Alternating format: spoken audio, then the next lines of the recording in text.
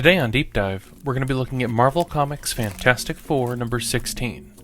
Can the Fantastic Four escape the clutches of Doctor Doom? Let's flip some pages and find out. Welcome to the Deep Dive series where I choose a specific comic and cover it front to back. Since there's great artwork and advertising within these books, feel free to pause the video and study the pages. With each book being from my own collection, you can expect the conditions to vary. Today you'll notice that the cover has some frayed edges, and as we dive into the story, you'll see a page is missing. But don't worry, I'll show you how I've completed the story from my collection. Even though these can be viewed on my phone or computer, I like to cast them on the TV so I can really see the detail and quality of the book. And don't forget, if you have time later, check out my website for lots of fun and interesting designs available for purchase. I'll put a link in the video description below.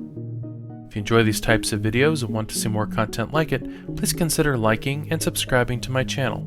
I've got plenty of other deep dives that you can check out now, and there's more on the way soon. Fantastic Four number 16 was published in July of 1963.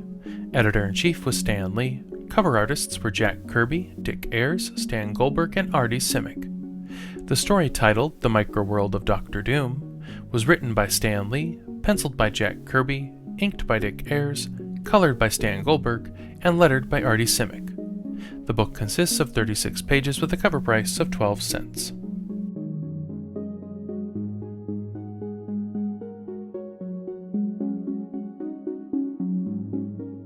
The story begins as the Human Torch returns to the Baxter Building, only to find the rest of his team shrunk down and about to be sucked into an air vent. After they regain their normal size, Mr. Fantastic explains that they heard a mysterious voice just before they shrunk down, but they don't know who or where it came from. Unable to identify what is causing them to shrink, the Fantastic Four call an authority on the subject of shrinking in size, Dr. Hank Pym, also known as Ant-Man. Some of the fantastic advertising found in this issue is a full-page ad to learn electrical appliance repair.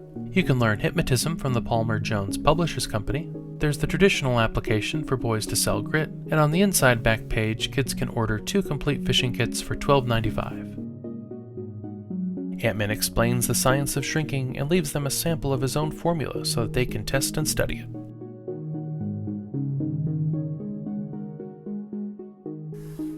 The Fantastic Four soon hear another voice, and this time it's warning them about Doctor Doom. Wanting to investigate, the team each take a concentrated dose of Ant-Man's formula and shrink down to microscopic size. After shrinking, they arrive in a microscopic world only to find none other than Doctor Doom himself waiting for them, and they're quickly taken prisoner.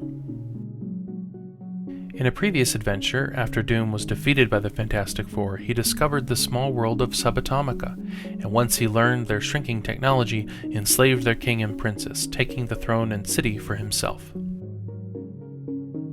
Now you'll notice here that these 2 pages look slightly out of place. Well, this issue was missing the centerfold section, and that meant that a small portion of the story was missing too. Luckily, Marvel printed reissues, and this story was later included in a 1967 issue of Marvel Collector's Item Classics.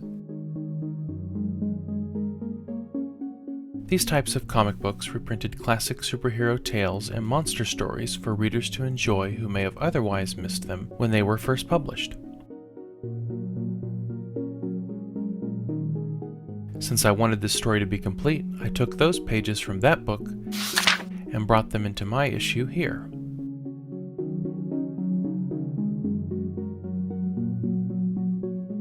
Ant-Man suspects that something is wrong, and as he investigates, finds his way into Doom's fortress, where he's quickly apprehended.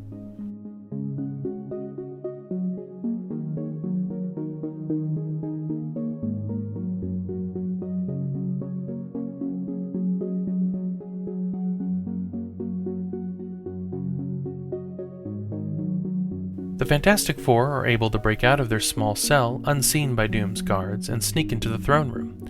Before Doom can react, they launch into action and break Ant-Man free.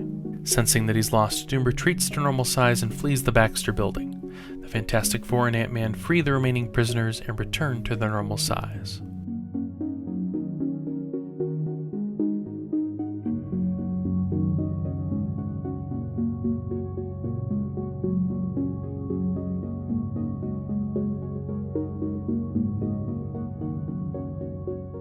While I hope you found this deep dive informative, if there's a particular issue or comic you'd like me to flip, drop it down in the comments section below and I'll see if I can add it to my pull box. As always, please consider liking this video and subscribing to my channel. And until next time, Deep Divers, thanks for watching.